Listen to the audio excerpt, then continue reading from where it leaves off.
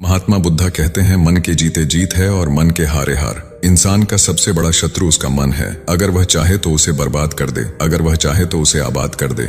नमस्कार दोस्तों, स्वागत है आपका हमारे इस YouTube चैनल में। आज की कहानी में हम जानेंगे कि मन में उठ रहे गंदे विचारों को कैसे खत्म करें। दोस्तों, हमारे मन में गंदे विचार क्यों आते हैं?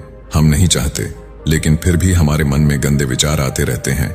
लेकिन मन हमारा सबसे बड़ा दोस्त और मन ही सबसे बड़ा दुश्मन क्यों है? जब हम अपने मन की बात मानते हैं तो हमारा मन ही हमारा नेतृत्व करता है, और जब हम मन को संतुलित कर लेते हैं तो हम अपने जीवन में हर चीज का ध्यान रखते हैं। हम अपने मन में आने वाले गंदे विचारों को रोकने की कोशिश करते हैं, लेकिन जितना अधिक हम रोकते हैं उतना ही ये विचार हमारे अंदर प्रवेश करते हैं। जितना अधिक आप किसी चीज से दूर भागते हैं, वह चीज आपको अपने पास ले जाएगी। इसलिए उस चीज से दूर मत भागिए, उस पर संतुलन बनाए रखिए। एक बार कहते हैं, जानवरों को प्रकृति ने इतनी समझ नहीं दी कि वह काम वासना को अपने सुख का आधार बना सके, जबकि मनुष्य अपनी समझ के बलबूते पर प्रकृति में पाई जाने वाली प्रत्येक वस्तु को अपने सुख के लिए अपने प्रयोग करता है। हम इंसानों ने ही काम वासना को अपने सुख का साधन बना लिया है, जबकि प्रकृति ने तो हमें अपने वंश को आगे बढ़ाने के लिए दिया था। लेकिन इंसानों ने इसे अपने जीवन का परम लक्ष्य बना रखा है, और इस तरह से काम वासना का बेलगाम हो जाना गलत है। उस व्यक्ति ने पूछा, महात्मा जी, ये काम वासना हम पर हावी क्यों होती है और क्यों यह बेलगाम हो जाती है? तब गौतम बुद्ध ने कहा कि सुनो, अब जो मैं तुम्हें बताऊंगा उसे तुम ध्यानपूर्वक सुनना। काम वासना का सारा खेल तुम्हें समझ आ जाएगा। तुम्हें तुम्हारे सारे सवालों का जवाब मिल जाएगा, बस तुम्हें ध्यान से सुनकर समझना है। फिर गौतम बुद्ध उस व्यक्ति को बताना शुरू करते हैं। एक बार की बात है, एक आश्रम में गुरु और उनके शिष्य रहा करते थे, जिससे रोजाना आश्रम के बाहर स्थित गांव में भिक्षा लेने के लिए जाते थे।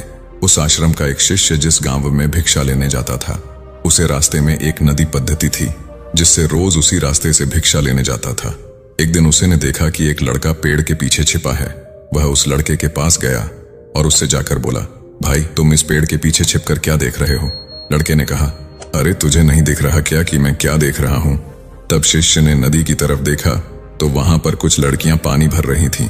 वो लड़कियां 14-15 साल की थीं। तब शिष्य ने उस लड़के से कहा, अरे भाई, वहां पर तो लड़कियां पानी भर रही हैं, इसमें छिपकर देखने वाली क्या बात है? तब वो लड़का शिष्य की तरफ देखकर उससे कहता है, अरे पागल, तुम्हें दिखाई नहीं दे रहा? यह परी कैसे नदी से पानी ला रही है? जरा उनकी अदाओं को तो देखो, उनके कोमल शरीर को देखो। उनकी पतली कमर मटके को उठाते समय बल खाती है, और उनके बाल उनकी कमर पर कैसे लहरा रहे हैं, मानो सुंदरता बिखरी पड़ी हो। उसने फिर से नदी के किनारे देखा, और इस बार वह नदी के किनारे देखता रहा। अब कुछ भी दिखाई नहीं दे रहा था, और वह बिल्कुल निडर था। उसे किसी भी चीज का कोई डर नहीं था। लेकिन अब वो छिपने लगा और उन लड़कियों को देखने लगा जैसे उसने कोई अपराध कर दिया हो। और जब वो छिपकर उन लड़कियों को देख रहा था, तभी वो अचानक अंदर से कौंप गया और उसने कहा कि ये मैं क्या कर रहा हूं? मैं जो कर रहा हूं वो सही नहीं है, मुझे यहां से चले जाना चाहिए। और फिर वह जल्दी से वहां से चला गया। वो आश्रम पहुंच जाता है। आश्रम जाकर वो अपने कार्यों में लग गया। लेकिन जो अभी वह देख कर आया था, वही उसकी आंखों के सामने बार बार आ रहा था। उसके मन में वही दृश्य चल रहा था। उसका दिमाग सब कुछ देखने के लिए संघर्ष कर रहा था। उसका किसी भी काम में मन नहीं लग रहा था। सुबह होते ही वह रोज जल्दी ही भिक्षा के लिए आश्रम से निकल जाता था और उस नदी के पास वाले पेड़ के पास जाता था, जहां पर वह लड़का पहले से मौजूद रहता था। उसके साथ मिलकर लड़कियों को छुप छुप कर देखता था। अब वह ऐसा रोज करने लग गया। यह उसके रोज का काम हो गया। अब उस शिष्य का मन किसी भी काम में नहीं लगता था। वो हमेशा ही किसी न किसी प्रकार के विचार में उलझा रहता था। वो आश्रम के कार्यों को भी ठीक ढंग से नहीं कर पा रहा था। न वो ठीक से सो पाता था, न वो ठीक से खाना खा पाता था। उसका मन बेचैन सा रहता था। उसका मन बार बार उन लड़कियों की खूबसूरती देखने को मचलता था। जब गुरु भिक्षा दे रहे थे, तब भी उनका मन किन्हीं अन्य विचारों में खोया हुआ था। गुरु ने अपने शिष्य की इन हरकतों को समझ लिया था। फिर एक दिन गुरु ने शिष्य को अपने पास बुलाया और कहा कि आज से मैं भी तुम्हारे साथ भिक्षा मांगने चलूंगा। आप और मैं एक साथ भिक्षा मांगने जाएंगे। तभी शिष्य गुरु को मना करते हुए बोला, नहीं गुरुदेव, आप परेशान क्यों हो रहे हो? मैं अकेला ही ठीक से भिक्षा मांग सकता हूं। गुरु ने शिष्य से कहा कि ठीक है, तुम अकेले ही भिक्षा मांगने जाओ। जिससे वह तुरंत भिक्षा मांगने निकल पड़ा। सभी लोग उसे देखने के लिए उसके पीछे पीछे चलने लगे। थोड़ी दूर जाने पर गुरु ने देखा कि उनका शिष्य एक अपराधी की तरह एक लड़के के साथ पेड़ के पीछे छिपा हुआ है और छिपकर कुछ देख रहा है। गुरु भी अपने शिष्य के पीछे जाकर खड़े हो गए। उसका शिष्य क्या देख रहा है जिसे देखने के लिए वह एक अपराधी की तरह पेड़ के पीछे छिपा हुआ है? गुरु ने देखा कि उसका शिष्य पेड़ के पीछे छिपकर नदी से पानी ले रही लड़कियों को देख रहा है। तब गुरु ने शिष्य से कहा, क्या देख रहे हो? अपने गुरु की आवाज सुनकर वह डर गया और उसके पसीने छूटने लगे। वह ऐसे कांपने लगा जैसे उसने किसी चोर को चोरी करते समय पकड़ लिया हो। उसकी हालत खराब हो गई, वो कुछ भी नहीं बोल पा रहा था। दूसरा जो शिष्य के साथ था वो वहां से भाग गया। उसके मुंह से कुछ टूटे फूटे शब्द ही बाहर निकल रहे थे। वो अपने गुरु से नजर भी नहीं मिला पा रहा था। गुरु ने शिष्य की तरफ देखा और कहा कि मेरा शिष्य तो निर्भय था, उसे तो किसी भी चीज का डर नहीं था, लेकिन ये क्या, तुम तो भय के मारे कांप रहे हो। शिष्य ने गुरु से कहा कि मुझे माफ कर दो गुरुदेव, मेरा इसमें कोई दोष नहीं है। उस लड़के ने मुझे बहका दिया था, लेकिन आपसे मैं वादा करता हूं कि आज के बाद मैं ऐसा कभी दोबारा नहीं करूंगा। मुझे माफ कर दो गुरुदेव। गुरु ने शिष्य से कहा कि कोई बात नहीं, पर इस बात का तुम ध्यान रखना कि हम जैसी संगति करते हैं वैसा ही फल हमें प्राप्त होता है। हम जैसी संगति करते हैं उसके विचार हमारे अंदर प्रवेश करते हैं। इसीलिए अच्छी संगति करो जिससे तुम्हारे अंदर अच्छे विचारों का प्रवेश हो। फिर गुरु और शिष्य आश्रम लौट आए और फिर से शिष्य आश्रम के कार्यों पर ध्यान देने लगा। उसने उस रास्ते को छोड़ दिया और दूसरे रास्ते से जाने लगा। वो अपने काम को ध्यान से करने लगा, लेकिन धीरे धीरे उसके अंदर क्रोध उत्पन्न हो गया और फिर वो दूसरे शिष्यों पर क्रोध करने लगा और बेचैन रहने लग गया। अब वो सही समय पर भोजन भी नहीं करता था, वो भोजन भी बहुत कम खाता था। एक रात गुरु शिष्य के पास आए और उससे बोले कि अब तक तुमने कितनी बार अपना वादा तोड़ दिया। यह सुनकर शिष्य अपने गुरु के चरणों में गिर गया और रोने लगा।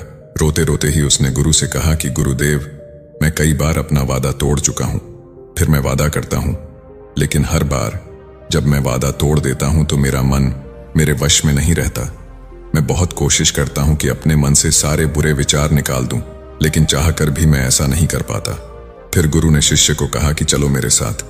गुरु शिष्य को आश्रम के बगीचे में लेकर गए और शिष्य से कहा कि देखो, यहां पर कुछ नाली बनी हुई है जिससे नदी का पानी इन पौधों तक आ रहा है और यह पानी निरंतर गति से आगे बढ़ रहा है। क्या तुम इस पानी के बहाव को रोक सकते हो? शिष्य ने कहा कि हाँ गुरुदेव, मैं इस बहाव को रोक सकता हूं। फिर शिष्य ने मिट्टी उठाकर उस नाली में रख दी तो पानी थोड़ी देर के लिए रुक गया और फिर थोड़ी देर बाद उस मिट्टी के ऊपर से पानी बहने लगा। गुरु ने शिष्य से कहा, अरे ये क्या, ये तो पानी रुका ही नहीं। फिर से शिष्य ने कुछ कंकर पत्थर उठाकर उस नाली में रख दिए और फिर थोड़ी देर के लिए पानी रुक गया, लेकिन फिर थोड़ी देर बाद ही उन कंकड़ पत्थर के ऊपर से पानी निकल आया। फिर गुरु ने कहा कि शिष्य, यह क्या हुआ? पानी तो फिर से बहने लग गया। तुम तो बोल रहे थे कि तुम इसे रोक दोगे। क्या हम किसी काम को रोकना चाहे तो क्या हम उसे रोक नहीं सकते हैं? तब शिष्य ने कहा, कोई बात नहीं गुरुदेव, मैं इस पानी को तो आपको रोक के दिखाऊंगा। शिष्य फिर से एक बड़ा सा पत्थर लेकर आया और उस नाली पर रख दिया और पानी रुक गया।